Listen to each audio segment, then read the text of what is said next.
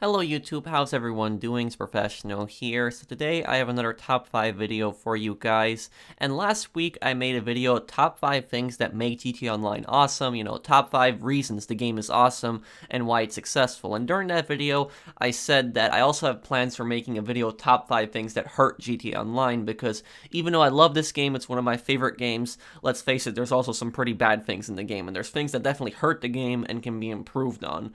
And a lot of people, they told me in the comments that they wanted me to make this video, so here we go. Top 5 things that hurt GTA Online. And in this video, you don't have to agree with what I say. If you don't agree with me, that's perfectly fine, but I've been playing this game since day one, since October 1st, 2013. I've been playing this game for a long time, for over 6 years. I got a pretty good idea of a lot of the things in the game, and these are 5 things that I personally believe really hurt the game. So let's get started. Top 5 things that hurt GTA Online. Starting off at number 5, we have bad missions and bad pay. Now, there are a lot of missions in GTA Online that are pretty bad and pretty awful. And, the nightclub popularity missions, Rockstar did buff the nightclub popularity. They did increase the amount you get from popularity missions, but the pay is still pretty bad. And I just wish that the nightclubs would actually pay more, because some of these nightclub missions you can put a lot of work into, like the posters one, which actually takes a decent amount of time. Here I actually had an easy one where, I was transporting the VIPs back to the nightclub. And I think I only got $1,000 for this, but there's even worse missions. There's missions like, for instance, the raid missions. The raid missions, those are probably the worst missions in the game, in my opinion. They're even more annoying than, like the import-export mission where you take the cargo bob and you fly out to the barge. And these raid missions are so frustrating because you don't get anything out of them. And you have to do them, because if you don't do them, you can lose all of your product. And these raid missions can happen at the worst possible times. Like here, I was getting attacked by a bunch of griefers a few months ago, and then I had a raid mission, and I had to go and fly back there and save the business. And like I said, you fail in these raid missions, you're going to lose all your product, despite you actually paying for security. Security oftentimes does not do their job. At number 4, we have overpriced updates and paywalls. Now, this can go into a giant category because this can just cover so many things. But to basically sum it up, overpriced updates, when updates come out, that everything is just extremely expensive. And I understand Rockstar, they have to make their money too. The reason that we get free content in the game is because of shark cards. Let's face it, that's where all our free content does come from. But on the other hand, while Rockstar does have to make their money, don't make everything so ridiculously expensive to the point where it requires an insane amount of grinding, because then all you're pretty much going to do is, some people are going to buy shark cards, but a lot of people are just going to stop playing GTA Online and just say, I can't afford anything in this game. It's just too much grinding. I'm not going to play this game. That's what I've seen a lot of people commenting. I've seen a lot of people commenting that things are too expensive, they don't want to grind, and they don't feel like doing all these activities in the game, and they just stop playing the game. The Arena Wars is a perfect example of this. Arena Wars just had so many problems in that vehicles were just so overpriced, the clothes were even extremely overpriced, and the activities would just pay so little. Even with double money, the modes were just so bad in pay. But the most frustrating thing in the Arena Wars was the paywalls. What a paywall basically is when you have to purchase something to be able to use something else. Like, for instance, with the trade prices were random in the arena, meaning you didn't know what you were going to get. It could be all random. And there's just so many trade prices that you're going to be unlocking trade prices on clothes before you unlock what you want on the cars. Yes, there was trade prices on the clothes, and people wasted so much money on the Arena Wars. Arena Wars was one of the most expensive updates there. There were other paywalls in the game, like, for instance, requiring a nightclub to be able to own a terabyte when people didn't want to buy a nightclub. They just wanted to have a terabyte. So there are a lot of paywalls in this game, but to be fair to Rockstar, they have gotten better with these issues, because the most recent update, the casino update, that update was fairly priced, didn't even have trade prices in it. Nothing was really that expensive, and you could get the penthouse, the base price in the penthouse, free, if you link Twitch Prime. So the casino update, it did do something different, and it wasn't that expensive. So Rockstar did take a step in the right direction. Let's hope that they keep that step in the right direction, that the next update, whatever it is, does not pull another Arena Wars, because I'm telling you, if they do another Arena Wars, that's not going to be good for the game. Moving on to number 3, we have lack of anti-griefing and anti-cheat measures. Now, in GTA Online, there's a lot of problems with griefing. It's one of my favorite games, but I'll be honest, the griefing is some of the worst that I've seen. And if you compare this to Red Dead Online, another game that Rockstar makes, Rockstar has tried so hard in that game to stop griefing. they literally have done a lot to stop it. In Red Dead Online, they added defensive mode, where you can be in defensive mode and people can't lock onto you. They actually have the free aim to shoot at you, and if they try to shoot at you, regardless if you're in defensive mode or not, if they start to fight, they're marked as red. They're marked as being the aggressor. They get a bounty on them. If you defend yourself, you don't get a bounty back. And also, on the maps, people don't appear close to you. People don't appear on the map unless they're close to you.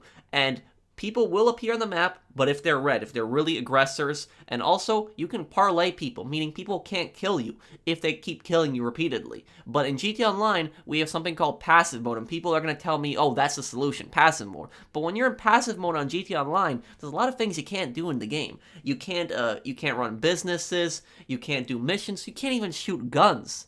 The only thing you can pretty much do in passive mode is drive around, so passive mode is pretty pointless. When you're trying to run business, doing activities, and people are going after you, it makes it very frustrating, and you can't do these businesses invite-only sessions, so you have to do them in public sessions. In Red Dead Online, even if you're in defensive mode, you can still do a lot of these missions, so GTA Online really needs to improve on this. And if you look at PC is the worst. PC has cheaters all over the place. And, one of my friends, he plays on PC. I'm not attacking PC players here. People want to play on PC, that's fine. I have nothing against the PC. But on PC, I've read stories about just how bad the cheating is. People write comments on my channel telling me how bad the cheaters are on PC. But yeah, there's cheaters in so many lobbies. Why doesn't Rockstar have a better system to deal with these cheaters? For all the money they have, they're one of the richest video game companies out there. They don't have, methods to deal with these cheaters. They can't really do anything about that, which brings me to my next point. Lack of community support. Now, Rockstar Games, they are the masters of open world games. In my personal opinion, I don't think anyone can make a better open world game than Rockstar Games. They are the best at that. Grand Theft Auto series, amazing, so much detail put into it, and their recent game from last year, Red Dead Redemption 2, so much detail, so many things to do, beautiful world, beautiful game. But even though they're my favorite video game company, and they're great at what they do, they make amazing games, they have some pretty bad community support, one of the worst that I've seen.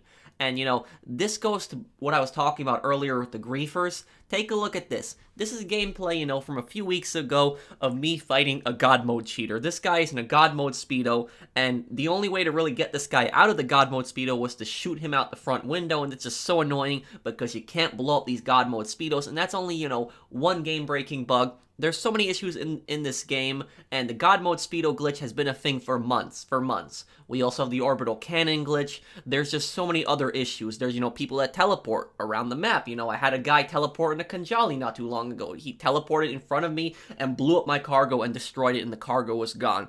So, there's just been issues in this game for so long, and Rockstar Games, every major update, usually they fix some bugs, but a lot of bugs have just been in the game for so long. So take a look at this. This was from a few months ago, and this is from one of my friends, TJ. I'll link his channel down below. I also showed this in the video, with the top 6 most annoying glitches still not patched, but the Titan glitch is one of the most annoying glitches in the game, where the Titan will not make drops correctly. But in this case, look at where the Titan spawned. The Titan glitch is still a thing today, and look at where it spawned. They just started out the cargo mission, it spawns here. How is somebody supposed to get the Titan out of here? There's no way for them to get the Titan out of here. There's no way. The only way is to close their application, and the person that closed their application, they still lose 3 crates, they get back on the game, and they gotta do it again. Now, look, I sent Rockstar a support ticket. When Rockstar launched that new feedback page, that was back in, late February, early March when that happened, so it was early in the year. I got really excited when Rockstar launched that feedback page, and I thought it was a step in the right direction, and, I still think it is a step in the right direction, but I sent them a support ticket, and this is the support ticket that I sent them right after the feedback page was launched. I said the bug is the CEO Titan glitch. This glitch happens when CEOs try selling cargo with their Titan. They make the drops as they fly over and hear it, but it does not register. They then cannot sell their crates. The person experiencing the glitch cannot sell their CEO crates. They are prevented from selling them and hear the drop noise when they fly over. This bug is very annoying as it prevents the player from selling their CEO crates. It ruins sell missions and endangers cargo, which can take hours to collect. It has to be fixed as soon as possible. It's a game-breaking glitch. Imagine spending hours and hours collecting cargo, and then that happens to you. You don't know you can close your application. You lose hours of time for something that's not even your fault. And I got this response from a Rockstar representative. I didn't want to show their name here because it's not really their fault. I don't blame them for this. They're just doing their job, replying to emails. It's mostly, like the higher up people that are in charge of like patching glitches. They're at fault here, but sorry to hear about your recent experience with GTA Online, and thank you for reporting bugs you found. This issue you're having is currently a known bug that has been worked on by Rockstar's best engineers and should be resolved soon. Soon. He replied to me within 10 minutes. It was a fast reply. He was nice, he was professional and kind. And I was like, okay, cool. Maybe they'll actually fix the Titan glitch. But the question now is, when did I send this ticket? When did I send it? I sent it March 1st. March 1st. Now it's November 1st. And the Titan glitch is still not fixed. And I had another game-breaking bug not too long ago. This is the weed pounder glitch. This tends to happen when you're selling your weed business. You get right outside the business and the pounder truck just automatically gets destroyed. There is nothing you can do about that. It just happens randomly. I don't know what triggers it, but you can lose all your product like that instantly for something that's not even your fault. And me, I have a lot of money in this game, so it doesn't really affect me. But another player just starting out, maybe doesn't have a lot of money, doesn't grind a lot, that would really hurt them. So Rockstar needs to have better community support, talk to people, respond to people, deal with these glitches, deal with people that like cheat in the game. I play on console, I have it easy, but people on PC, they deal with modders on a regular basis, people that cheat, people that teleport around the map, people that have God mode. And people like that, a lot of times they don't get banned. So Rockstar, their community support needs to really increase and needs to be better. And the number one thing that I believe hurts GTA Online is constant militarization. Now notice the title is not militarization, it's constant militarization. I'm not against some militarization, and what I mean by that is just constantly adding weaponized vehicles into the game, some kind of military stuff over and over and over again, doing the same thing constantly. Now look, a lot of us wanted a military update, including myself. When gun running came out, that was our military update, and they went kind of crazy with the oppressor when they first added that. That was useful, but we never saw anything like that in GTA Online. Then, August, basically a few months later, August 2017, Smuggler's Run comes out. Now it's another military update, air update, okay. But then a few months later, December 2017, look at what we have. We have the Doomsday Heist, which is an entirely 100% military update. And then, even with After Hours that came out in July of 2018, what did we have in that update? We had military stuff shoved into it. We had a B-11 jet, but the B-11 did not cause nearly as many problems as the Oppressor Mark II. The Oppressor Mark II was added, and sure, it did help with grinding. Don't get me wrong, does help with getting around the map. And the griefing with these vehicles is extremely annoying.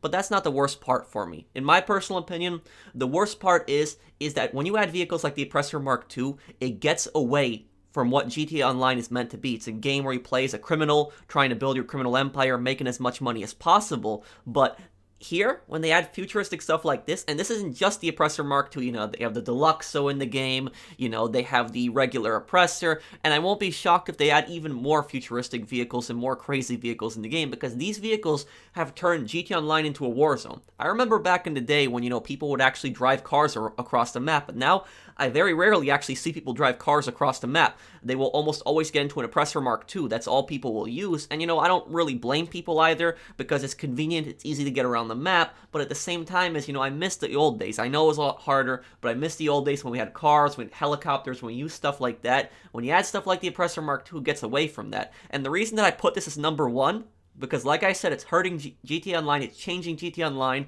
into something that it's not, making it like Saints Row, pretty much like Saints Row, because, when Saints Row first came out, people said that Saints Row is a copy of GTA, but now it looks like GTA is copying Saints Row, and I don't like that. Out of all the comments that I've seen of people saying why they stopped playing GTA Online, this is probably the number one comment that I've seen. It's Orbital Cannon, Oppressor Mark II, things like that. People saying they're sick of the Orbital Cannon, sick of the Oppressor Mark II, sick of the futuristic vehicles, and they stopped playing. A lot of people stopped playing because of this. This is the number one comment that I've seen on why people stop playing the game. One of my friends has not played GTA Online in probably a year and a half. Gets back on the game, loads it up, sees all the updates that he missed, walks right out of his apartment, gets blown up by an Oppressor Mark II, goes to another lobby, same thing happens, and then he says, I'm done, I'm not playing this game. A lot of people that I talk to on my friends list that don't play GTA Online anymore, 99% of the reason is this, the constant militarization. This is the reason that people give me when I ask them why they stopped playing GTA Online. So, last update that we had, the casino update, one good thing that it really did was did not shove military vehicles into it. Instead, it focused on what the update was meant to be, a casino update. A lot of people didn't like the casino update. I was fine with it. It was kind of controversial in some countries where it was banned, but it did do something different. It wasn't another military update. And you don't need a military update to be a successful update. Look at Bikers. Look at Further Adventures in Finance and Felony. Look at Import-Export. Well, there were some special vehicles in Import-Export, but it focused mostly on the car stealing. There's a lot of great updates in this game that did not have military vehicles. And you don't need military vehicles to have a great update. I'm not against a naval update in the future if they want to do that, because they haven't done that ever, but just please, no more futuristic vehicles, because it does really hurt the game. And that is that for this video. I hope that you guys enjoyed it. Again, this was my opinion. If you don't agree with me, that's fine, but this is just how I feel about these issues. Sorry for me talking about this for so long, but I just felt very strongly about that. If you guys enjoyed the video, drop a like, and if you're new to my channel, enjoy my content, subscribe, and I'll see you guys on the next one. Take care, everyone.